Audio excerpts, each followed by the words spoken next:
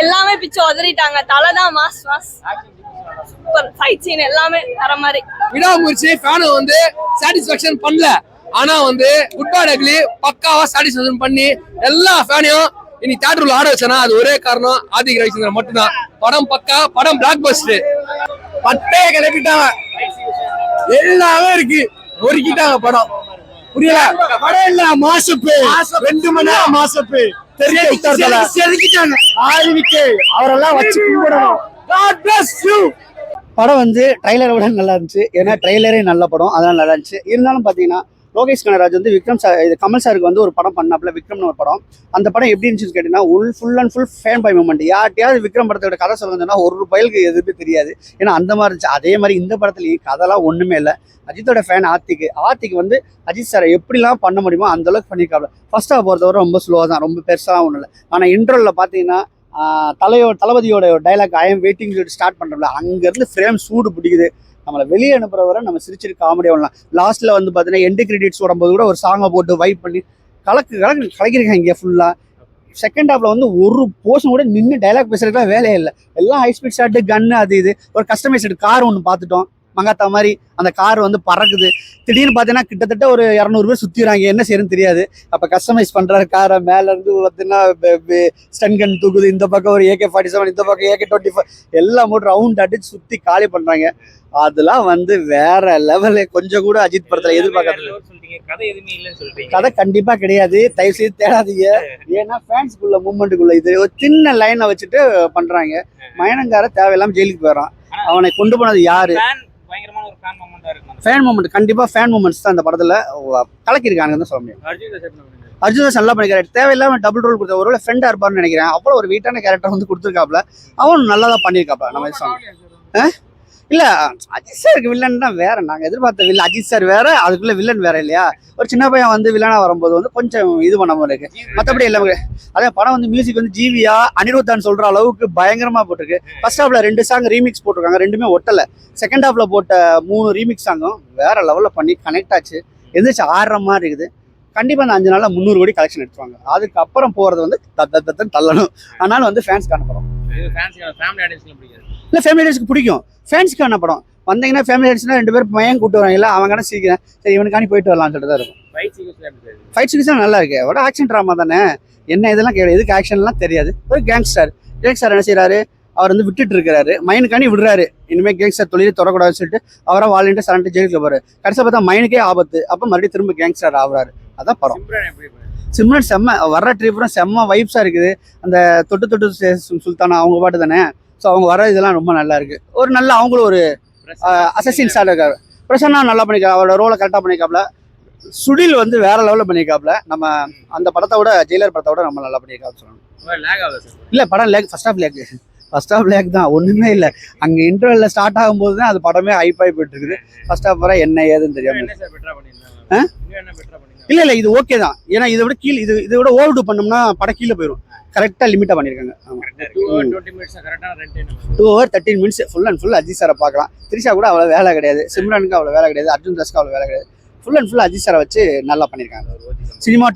சினிமாட்டோகிராஃபிலாம் வேற level, music வேற level, editing வேற சூப்பர், கலர் கரெக்ஷன் எல்லாமே வந்து அட்டாசம் பண்ணியிருக்காங்க தான் சொல்லணும்.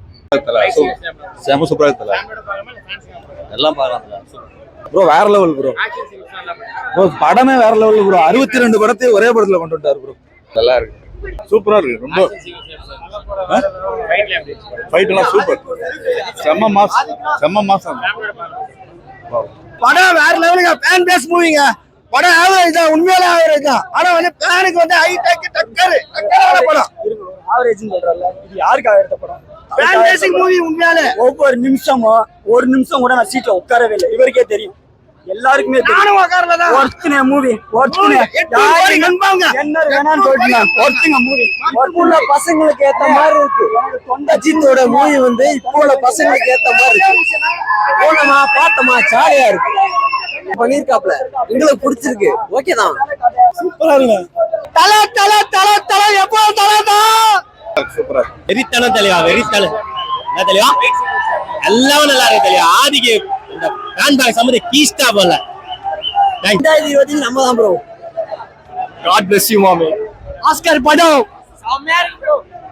படம் நினைச்சத சூப்பரா இருக்கு மாசு பயங்கரமா இருக்கு படம் ஃபைட் சீக்வன்ஸ்லாம் ஃபேன்ஸியாக ஃபுல்லா பார்க்கலாம் ஃபுல்லா ஃபேன் மேட் தான் ஃபுல்லா சாட்டிஸ்ஃபை கொடுத்து மியூசிக் வந்து அனி மாதிரி ட்ரை பண்ணிருக்காரு முன்னாடி அனி மாதிரி ட்ரை பண்ணிருக்காரு படம் ஃபுல்லா மியூசிக் தான் அது செம இது சூப்பர் படம் சூப்பர் வேற லெவல் டிக்கெட் வந்துருக்கணும் ப்ரோ படம் செம மக்கனா நல்லா தான் தல இருக்கு தரமா இருக்கு எல்லாம் தரமா தான் இருக்கு நல்லா இருந்தது அண்ணா படம் ஃபேன் பேசிக் நல்லா இருந்தது நல்லா இருந்தது பிஜிஎம் எல்லாம் தெரிச்சுது ஓகேவா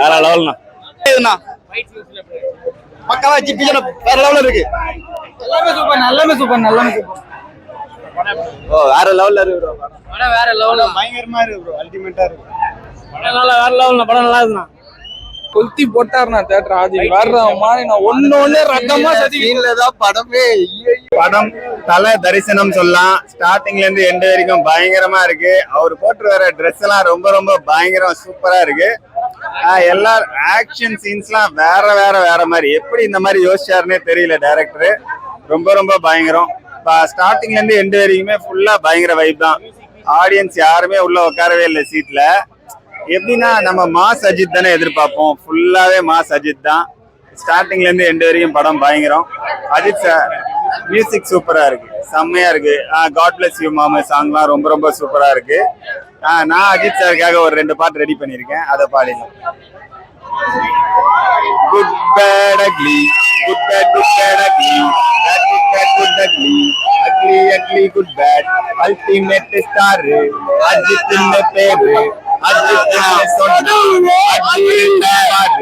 அஜித்துக்கு இருக்கு தனி வரலாறு ஸ்டைலிஷான பேசு salt and pepper look racing இல்ல மண்ண எங்களோட அண்ணன் ரேசிங் இல்ல மண்ண எங்களோட அண்ணன் குட்டாடகி பயங்கரமான ட்ரீட் இன்னொரு கானா பாட்டு இருக்கு அதையும் பாடுறேன் எங்க அஜித் அண்ணன் சினிமா உலகின் மன்ன உதவி கேட்டா உதவுவதில் கலை உலக கர்ண உதவுவதில் வல்லவர் உண்மையான நல்லவர் தேட்டர்களை தெரிக்க விடும் திறமையான வல்லவர் தன்னம்பிக்கையின் தலை உனக்கு நிகர் இல்ல தன்னம்பிக்கையின் தலை உனக்கு நிகர் இல்ல குட்டாடக்லி பிளாக் பஸ்டர் எல்லாரும் வந்து பார்த்து என்ஜாய் பண்ணுங்க தேங்க்யூ